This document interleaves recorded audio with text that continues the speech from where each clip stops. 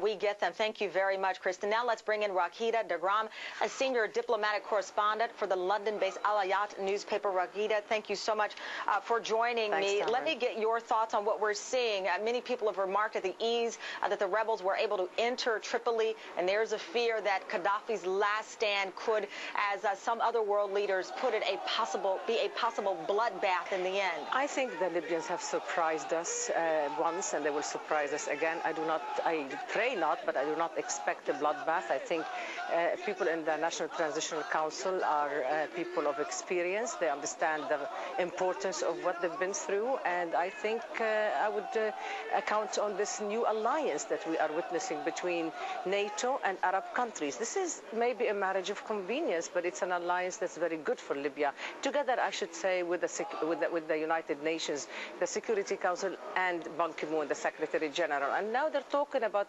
post-conflict plans already. I think that he will be, Ban Ki-moon, that is to say, he will be calling on the Security Council to somehow give a mandate, bring in monitors, he called them peace monitors, in order to see how to help the Libyans not have a bloodbath, but have a transition of value.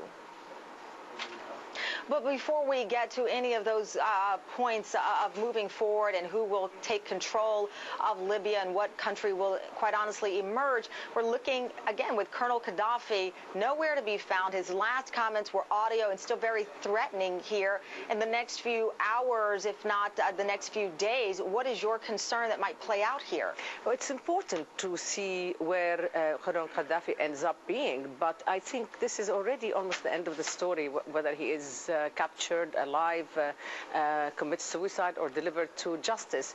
I think what's important is for the Libyan Transitional Council to make sure that they play by the book when it comes to justice. Colonel Ghadaffi, his son Saif al-Islam, and Sunusi, there are 3 men wanted by the International Criminal Court. I think it will be very wise of the Libyans to deliver them to the to the ICC, the International Criminal Court, instead of doing justice by themselves and hanging Ghadaffi and his son, just like in the past, just like the Iraqis had done to Saddam Hussein. I think it will be very important to be wise and slow down, not to just take justice in their own hands. And I know a lot of people in the National Transitional Council, and I really trust their sense of where we are going, and this is a historic moment for them. They definitely don't want to lose it.